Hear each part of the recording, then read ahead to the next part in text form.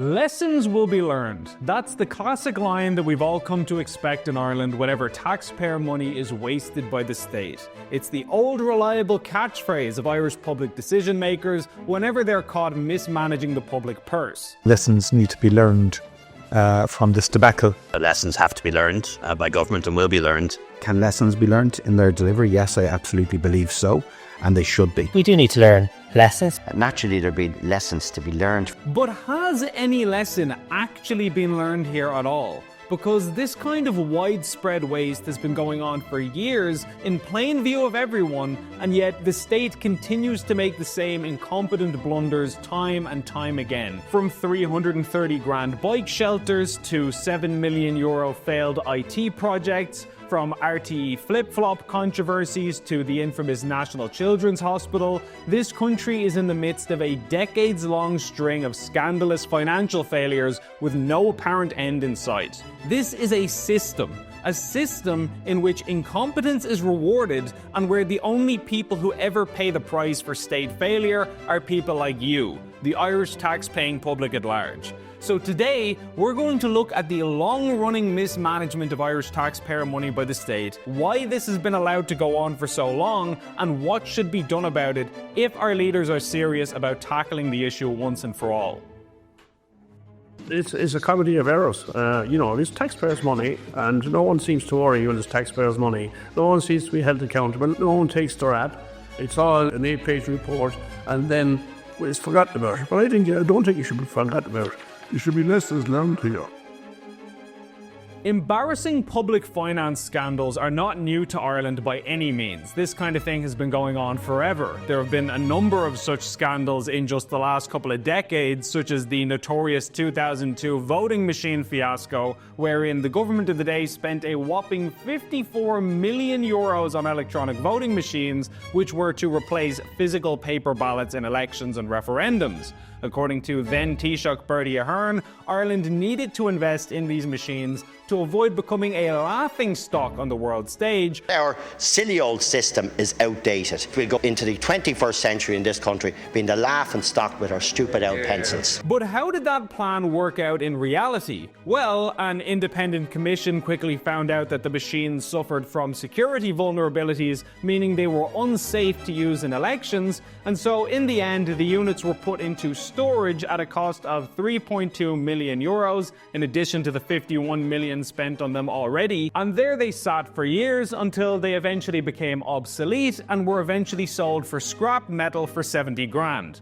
And bear in mind, we did this to avoid becoming a laughingstock on the world stage. I'll leave it up to you to decide whether that worked or not.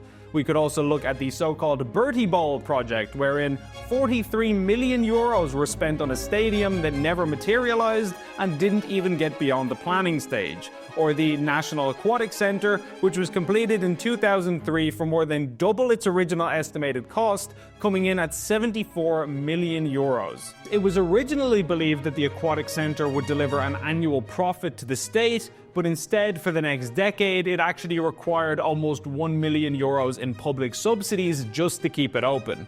So the point here is, this kind of debacle has been going on for a very long time, and that's why one major political party in this state decided that they'd had enough. They were mad as hell, and they weren't going to take it anymore, as they pledged to go scorched earth on state waste and public sector inefficiency. Enter 2011 Fine Gael. By streamlining systems, by cutting red tape, by abolishing quangos, we will reduce public service costs. In the run-up to the 2011 general election, the then opposition party of Fine Gael was on a warpath against bureaucracy and government bloat. They took no prisoners, as they vowed to take a sledgehammer to entire state agencies, which they committed to shutting down entirely. The smaller and better governments, with the people's money spent wisely. With our plan, when cuts are needed, they start at the top.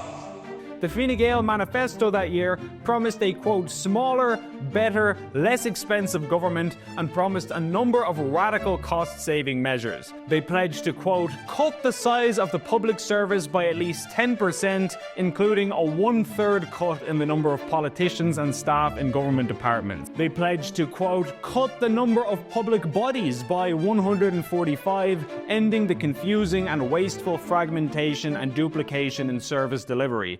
And they pledged to pin down accountability for results at every level of the public service, from ministers down, with clear consequences for success and failure. They made it crystal clear to voters that state efficiency was high on Fine Gael's agenda. They ran on a platform of eliminating frivolous spending and dramatically reducing the number of quangos and superfluous state agencies in existence.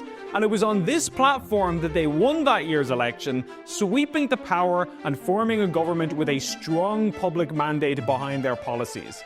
And so, at this point, we have to ask the question, what happened to those policies? Did Fine Gael deliver and eviscerate the unnecessary quangos as they had promised? Well, I'll let independent TD and future Minister Shane Ross explain. I do not understand what's happened to the apparent cull of the quangos. The rhetoric about the quangos before the election was extraordinarily strong, very populist, and realistic and practical. Now, Taoiseach, look, do you remember this document, Streamlining Government, Fine Gael, which talked about cutting costs? It talked about the 2,200 directors of quangos. It talked about removing them. It talked about, in fine rhetoric, Ireland having become the land of 1,000 quangos. Now we're talking about the reduction of only 50. And some of those are merely mergers, not to mention the ones you've already created. So the number of reduction in quangos here is going to be minuscule. And indeed, minuscule it was. The plan to cut state waste and bloat ultimately amounted to very little in terms of practical action, and the very next Fine Gael manifesto in 2016 didn't even mention the word quango once. Within a single election cycle, they abandoned that crusade entirely, which is how they went from talking like this. There's definitely a need for a democratic revolution in this country. That means a bonfire of the quangos. I'm sure we can abolish at least half of the 400 quangos. To talking like this. I'd like us to get to a point where the phrase quango is no longer pejorative. Good work does happen in state agencies. We have opened up new state agencies in the last year alone. This manifesto, which we're currently preparing, won't be recommending the closure of agencies that have only just been set up. So other than a brief bit of flirting with the concept in 2011, there has been almost no political appetite in recent years for an overhaul of Irish state efficiency. The issue seems to have largely dropped off the radar of politicians. But that doesn't mean the problem has gone away. Issues around waste continue to emerge on a regular basis, and some of these scandals are so ridiculous that they'd almost be funny if you weren't the one paying for them. There are smaller scale failures, such as the infamous Monster Inc. Leinster House printer in 2019. This printer was purchased for 800 grand, only for state employees to realize that it was too big to fit into the room it was earmarked for. So a further 230 grand had to be spent on just getting it into the building. And then on the other side of the scale, there are full-blown financial disasters, such as the ongoing National Children's Hospital debacle, a project that was supposed to cost 800 million euros and is now soaring past 2 billion with no end in sight. So the question is, why does this keep happening, both with major projects like hospitals down to relatively minor projects like printers? What is actually going on here?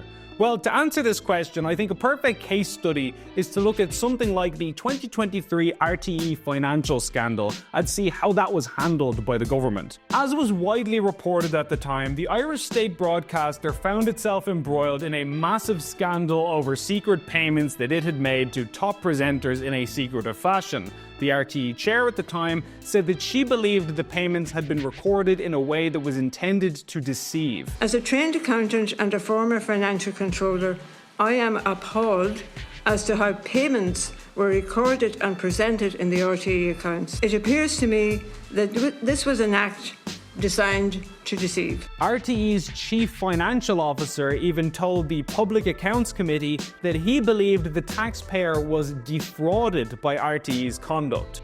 Well, it's concealment and deception. And would you not determine that to be fraud? Wrongfully known?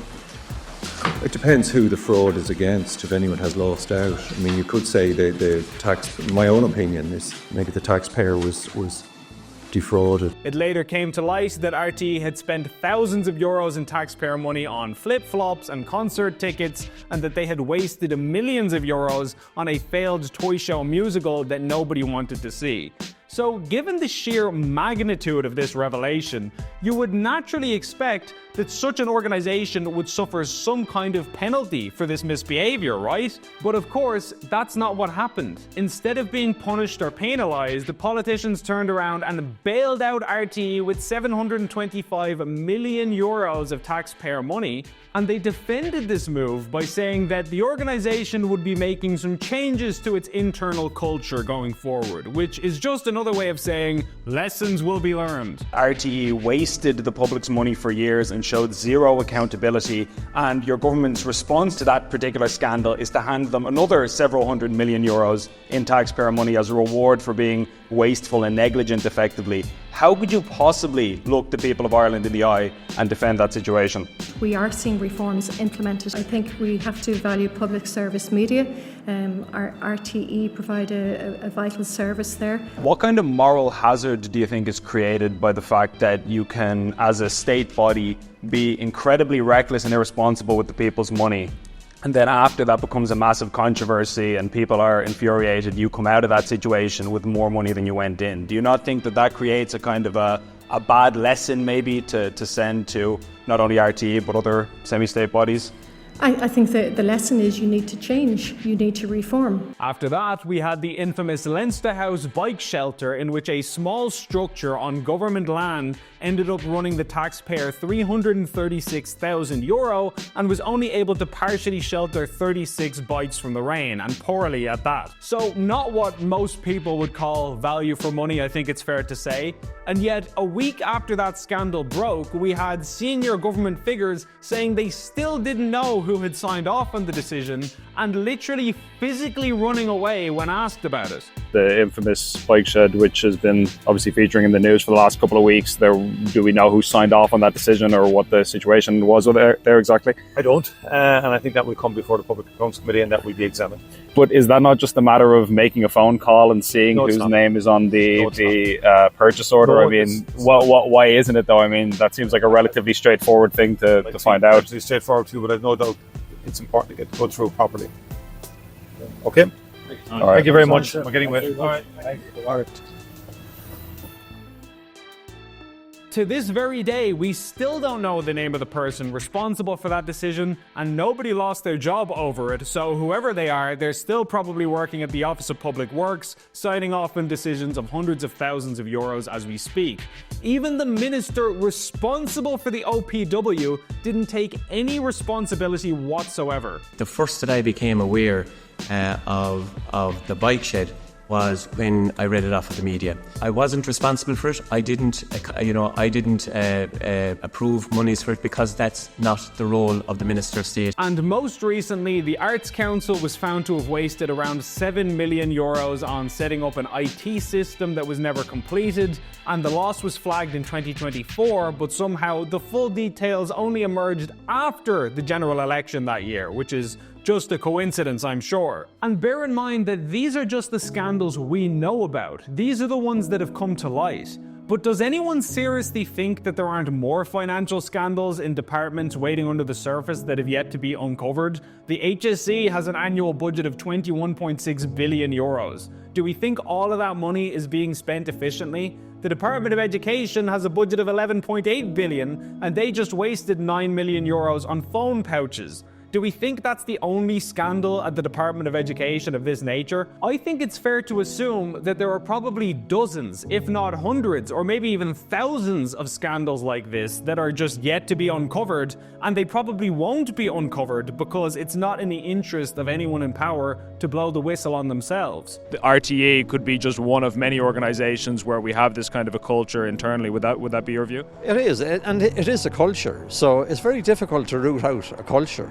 You can be sure that because of the amount of money involved here, it has come to light. Because of the poor governance in RTE, it has come to light. But right across agencies and the spend of public money, there are issues. There's issues in local government. poor spend, poor value for money, no accountability. That's how I see it. And I see the same thing in various departments. You can take the current issue of migration and see what's being spent. And it won't be until 5 years' time that we look back and say, my God, how did a country do that?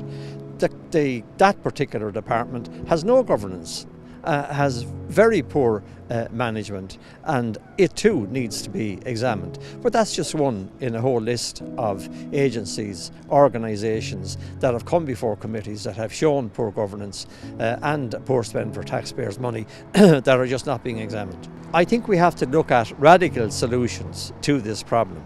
Otherwise, we're just going to have the same old again, and the status quo will just remain. The country can't afford the status quo any longer.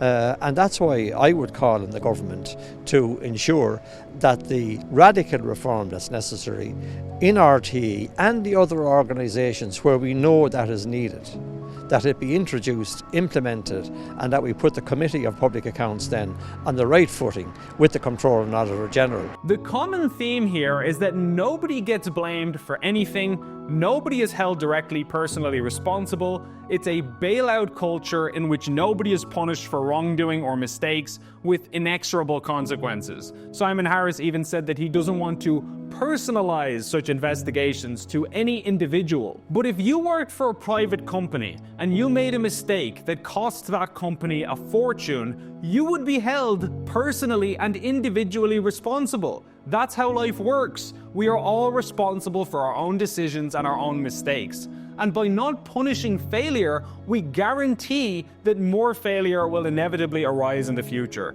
Public Accounts Committee member Mark McSharry said it best. Somebody was asking about the identity of who signed off or some aspect of it, and you said, look, I'm very conscious that I want to treat civil servant with the dignity and respect that they deserve at work, and I don't wish to individualise it. Can I suggest to you that this is the problem? Because you want to treat people with the respect that they deserve and dignity at work and so on, we want to treat the taxpayers with respect that they deserve. But when I asked your predecessor, was there a disciplinary process afoot because of that absolute Maths 101 mistake? He said, no, it's not a disciplinary issue. In fact, when I asked your former boss at the Department of Public Expenditure, why was there not a disciplinary process? Number one, he didn't even know what had occurred, the Median Plaza thing. And number two, and these were his words, we don't operate a gotcha culture in the civil service. So the administrative merry-go-round goes round. What you've said constantly today, an appropriate procurement process took place in line with the rules. What is missing here is cop on, basic common sense. In fact, you're going to waste more money now by getting an external auditor in to make sure you're doing what you want to do. And I think because of what you said, sadly, because of our practice, that let's cover everybody's ass, or put another way, give people with dignity and respect that they want, provided they're on this side of the table. But if they're on that side of the table, i.e. the people pulling up the cash, we have no respect for them. So the outcome of this will be what's always the outcome after 22 experience. You're all going to blame it on systemic failure and on the merry-go-round, as we know, to the next security hut. Well, I must say, no lessons have been learned in the OPW. None whatsoever. At what stage does this go beyond the small team and somebody in the OPW says, this is a completely inappropriate price that we're paying? When does that happen? For the Public Accounts Committee, usually. This is how the system works. The mistakes are always the same, the excuses are always the same, nobody ever gets fired, and there's always more public money to burn. Governments around the world are making new efforts to slash waste. The EU is starting to question whether money spent on campaigning NGOs is legitimate. America has a new Department of Government Efficiency, which is looking at eliminating sources of excessive spending.